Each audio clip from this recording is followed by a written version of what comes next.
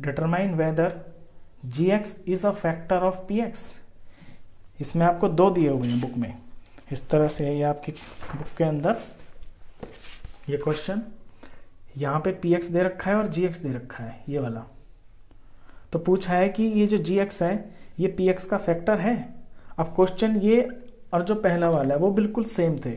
यहाँ पे आपको ये दिया हुआ था कि क्या ये इसका फैक्टर है, यहाँ पे इसको px और gx की फॉर्म में लिख दिया। काम वही करना है जो फर्स्ट क्वेश्चन में किया था, सेम टू सेम।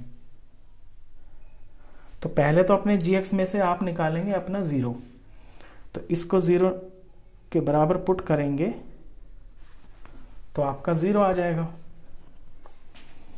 तो x इज इक्वल टू -1। तो यानी फर्स्ट पॉलिनोमियल के लिए आपका जो 0 आया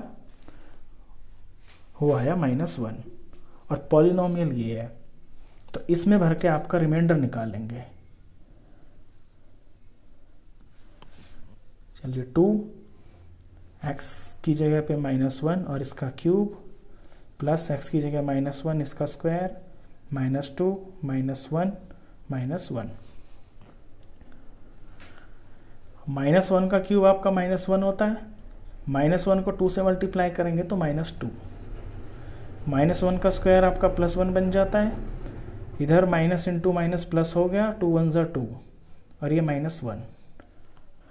अब ये माइनस का 2 इस +2 से कट गया, ये प्लस का 1 इस -1 से कट गया, तो ये आ गया आपका 0। तो जब रिमाइंडर 0 होता है तो फिर आपका फैक्टर होता है। तो इसका आंसर आप इस तरह से लिखेंगे कि gx is a factor of px। gx आपके px का फैक्टर है, देयरफॉर। इसका सेकंड पार्ट देखते हैं। सेकंड पार्ट भी इसी तरह से है। इसमें जो gx दिया हुआ है आपको x+2, पहले इसमें से 0 निकालेंगे और वो निकलता है आपका इसको 0 के बराबर रखने से। तो x इज इक्वल टू -2, यानी ये आ गया आपका 0। इसे आपको इसके अंदर भरना है, इस पॉलिनोमियल में, तो आपका रिमाइंडर आ जाएगा। तो अब यहाँ x की जगह आपको -2 भरना है।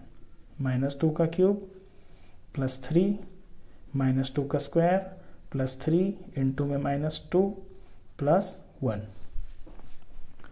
अब 2 का क्यूब होता है आपका 8, क्योंकि 2 2 ज़ा 4 और 4 2 ज़ा 8, और क्योंकि -3 बार मल्टीप्लाई हो गया तो आंसर माइनस।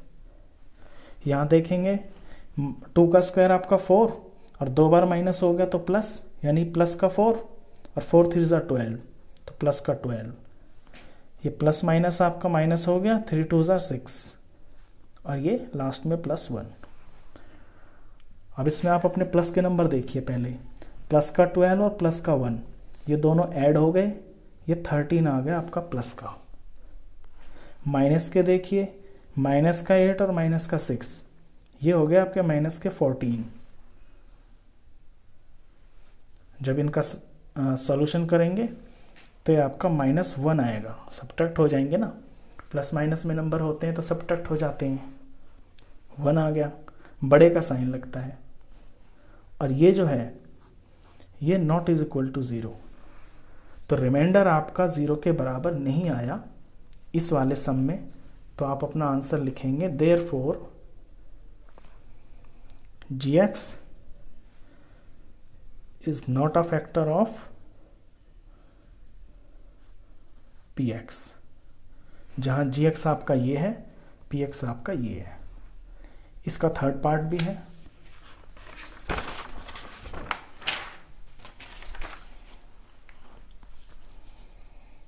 थर्ड पार्ट में आपको gx दिया हुआ है x-3 और px दिया है आपको x³ - 4x² + x एंड +6।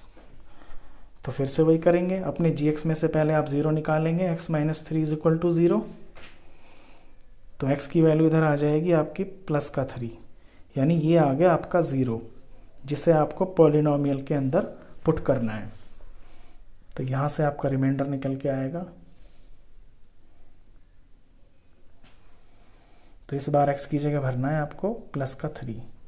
तो 3 का क्यूब -4, फिर 3 का स्क्वायर, फिर प्लस, फिर ये आपका 3, फिर ये +6। 3 का क्यूब, 3 3 ज़ा 9 और 9 3 ज़ा 27, ये आपका 27 आया। इधर 3 का स्क्वायर तो हो गया आपका 9, क्योंकि 3 3 ज़ा 9 और 9 4 ज़ा 36, और क्योंकि आगे माइनस है तो -36। इधर आपका प्लस का 3 और यहाँ प्लस का 6। अब 4 टर्म है, इनमें पहले आप अपने जो प्लस के उन्हें इकट्ठा कर लीजिए। 27 और 3 30, 30 और 6 36, तो प्लस के हो गए आपके 36, और माइनस का एक ही नंबर है और वो 36 है, -36, तो रिमाइंडर आ गया आपका 0। तो जब रिमाइंडर 0 आता है तो फिर फैक्टर होता है, तो therefore gx is a factor of px। तो ये सिंपल सा क्वेश्चन था। तो दोनों के दोनों क्वेश्चन जो है आपकी 2.4 एक्सरसाइज में, ये जो 1 और 2 क्वेश्चन है, ये सिंपली दोनों में यही काम करना है, बस दोनों की फॉर्म थोड़ी चेंज कर रखी है क्वेश्चन की, बाकी करना वही है। क्वेश्चन है find the value of k if x - 1 is a factor of px। आपको k की वैल्यू निकालनी है अगर x - 1 px का फैक्टर है। तो देखिए, जब x - 1 px का फैक्टर है तो इसका रिमाइंडर 0 आएगा। और रिमाइंडर कैसे निकालते हैं? रिमाइंडर निकालने के लिए सबसे पहले आपको जिससे डिवाइड करना होता है, जिसे हम फैक्टर मानते हैं, उसमें से आपको 0 निकालना होता है। यानी कि x - 1 इसका फैक्टर है, तो यहाँ से आपका 0 निकल के आएगा 1, तो ये हो गया आपका 0। सबके लिए ये सेम ही है, क्योंकि x - 1 के ये जो क्वेश्चन है जिनसे ये 4 पार्ट हैं आपके। तो फर्स्ट में भरते हैं।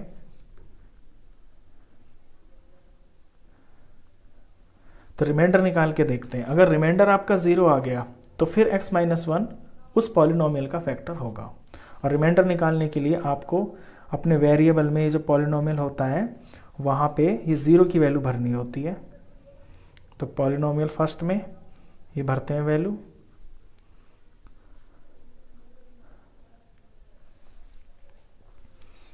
और ये आपको 0 के बराबर लेना है। क्योंकि 0 होगा वो इसलिए क्योंकि फैक्टर है, ऑलरेडी दिया हुआ है।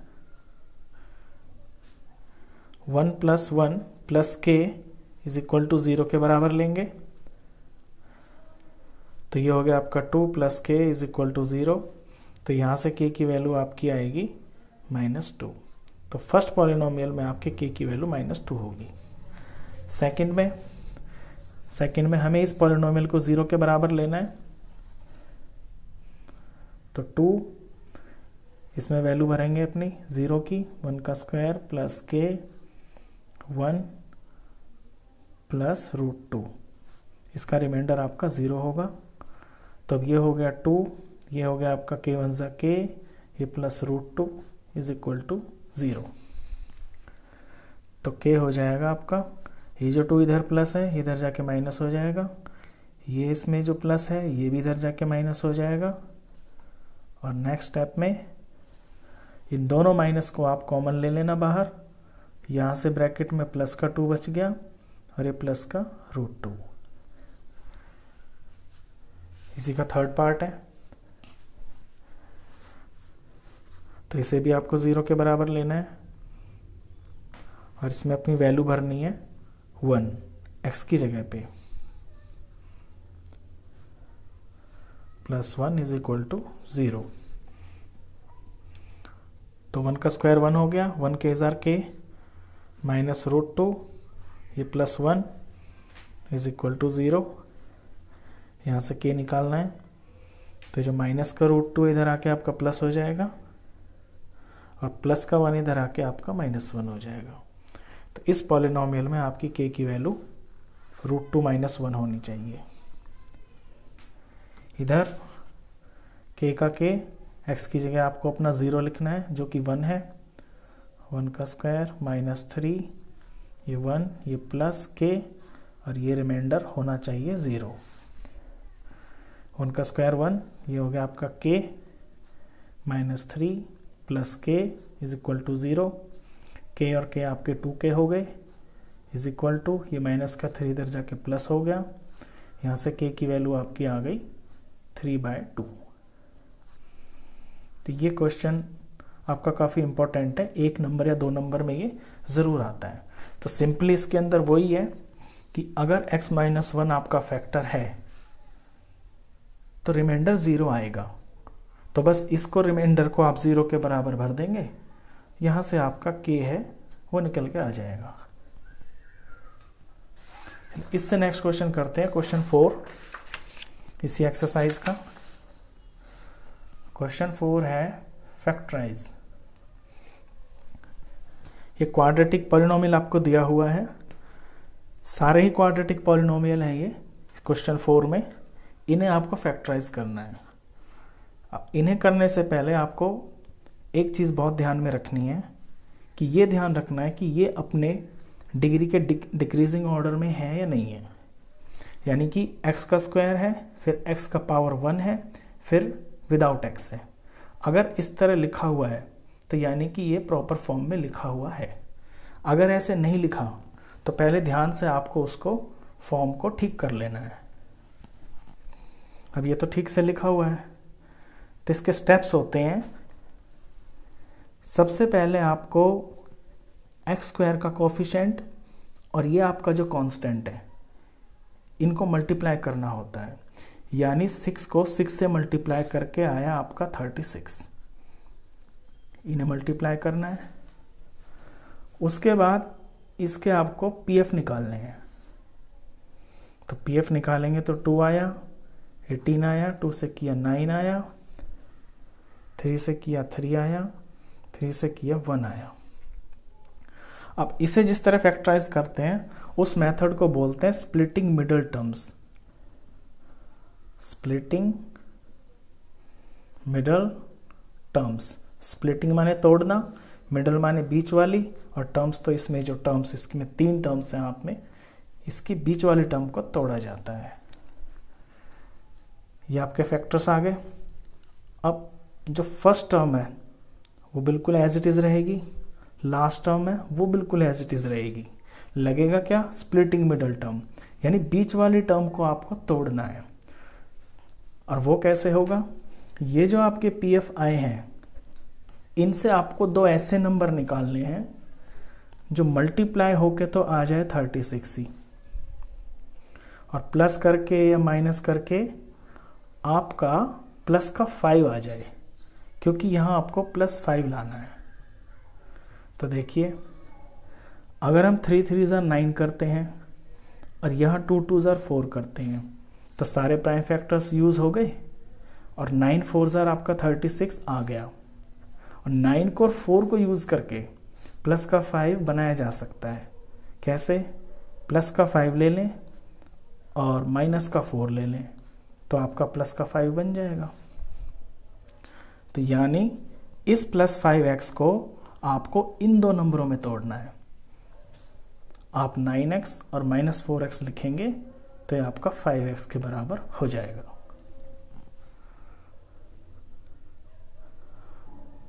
तो +9x -4x, बस इसमें यही एक स्टेप है जो सीखने का होता है। आगे तो कुछ नहीं है, आगे तो आपको 7th 8th क्लास से सब कुछ पता है कि कॉमन लेते हैं इसके अंदर। अब पहली 2 टर्म में आपको कॉमन लेना है हाईएस्ट। तो देखिए 6 और 9 में क्या हाईएस्ट कॉमन है, यहाँ मैं अगर थोड़ा इसको एक्सपेंड करके लिखता हूँ आपको समझाने के लिए, तो देखिए 6 2 3 6, और ये आपके x है 2 बार, प्लस 3 3 9, और ये आपका x 1 बार। आगे अगली 2 टर्म को लिखता हूँ तो -2 × 2 और x 1 बार, फिर से अगली टर्म को लिखता हूँ तो 2 3 6। अब अपनी इन 2 टर्म्स में देखिए आप कॉमन क्या है। देखिए 3 एक कॉमन है, बाहर निकाल लिया, 3 का पेयर, x है, x बाहर निकाल लिया। अब फर्स्ट टर्म में से क्या बचा? यहाँ से बच गया आपका 2x, क्योंकि ये 2 और ये x, बीच में प्लस, यहाँ से 3x बाहर आ गया, यहाँ से क्या बचा आपका 3, ऐसे। अब इस पे ध्यान दीजिए, इन दोनों टर्म्स में आपका कॉमन क्या है, एक तो माइनस ही कॉमन है, बाहर निकाल लिया, ऊपर से एक 2 कॉमन है, बाहर निकाल लिया। अब बन रहा है किसी का पेयर, नहीं बन रहा, तो फर्स्ट टर्म में से आपका बच गया ये 2 और ये x, और माइनस तो हम बाहर निकाल चुके हैं, तो यहाँ पे बच गया आपका प्लस और ये 3। ऐसे कॉमन निकालते हैं। अब जो आपके टूटे हुए नंबर्स हैं 2, यानी कि 3x और -2, इन्हें तो आप लिख देंगे एक ब्रैकेट में, और ये जो सेम ब्रैकेट आए हैं ये हमेशा सेम ब्रैकेट आएंगे, ये दोनों, ये ध्यान रखना आप। अगर आपके अलग अलग आ रहे हैं तो समझ जाना कि आप कहीं पे गलती कर रहे हैं। तो ये 2x + 3, ये हो गए इसके 2 फैक्टर्स। तो ये समझ में आपको अच्छे से आ गया होगा, तो अगले क्वेश्चंस करना बहुत आसान है। तो बस इसी मेथड से करेंगे अब। तो सबसे पहले 3 और 4 का करेंगे मल्टीप्लाई। 3 4 आया आपका 12, 12 के करेंगे PF, 2 से किया 6, 2 से किया 3, 3 से किया 1। अब आपको क्या बनाना है, यहाँ पे बीच में जो कोफिशिएंट है x का वो -1 है, यानी आपको -1 बनाना है। तो कैसे बनेगा, देखिए 2 2 4 आ गया और यहाँ से 3 आ गया। तो अगर हम -4 और +3 लेते हैं तो -1 बन जाएगा, यानी कि किनारे वाली टर्म्स को तो चेंज करते ही नहीं है। हम -x को लिख सकते हैं -4x + 3x, तो -4x + 3x। एक चीज़ और ध्यान में रखना कि ये आगे पीछे होने से कभी भी आपका आंसर गलत नहीं आएगा। इसमें कभी कंफ्यूज मत होना कि यहाँ पहले किसे लिखें बाद में किसे लिखें। आप इन दोनों में से किसी को भी आगे पीछे लिखें, आपका आंसर बिल्कुल ठीक आएगा। चलिए अब इनमें कॉमन लेते हैं। अब ऊपर तो मैंने इसको खोल के दिखाया था आपको, लेकिन यहाँ आप डायरेक्ट कॉमन लेंगे। आप सीख गए होंगे कॉमन लेना। तो 3 और 4 में तो कुछ कॉमन नहीं आ रहा नंबर में, x और x कॉमन आ रहा है 2 टर्म्स में से, इन 2 टर्म्स में से बाहर ले लिया। यहाँ से आपका एक 3 बच गया और एक x बच गया, यहाँ माइनस बच गया और x बाहर आ गया ना, तो यहाँ से आपका 4 बच गया। अब एक चीज़ और कि जो यहाँ आपका ये ब्रैकेट आता है ना, वो एग्जैक्टली यही आता है। तो आप इसे आँख मीच के लिख सकते हैं, यहाँ पे यही आएगा क्योंकि सेम आते हैं, बताया मैंने। अब ये देखिए कि ये 3x है आपका और यहाँ +3x है, तो 3x लाने के लिए यहाँ किससे मल्टीप्लाई करेंगे, 1 से ही करेंगे, और प्लस का है तो प्लस के 1 से करेंगे। तो बस ऐसे ये पता चल जाता है। अब मिल गया आपको अपने नंबर्स। तो एक तो बना आपका x + 1, और ये जो सेम है इनको एक साथ लिखना है। ये हो गया आपका फैक्टराइज।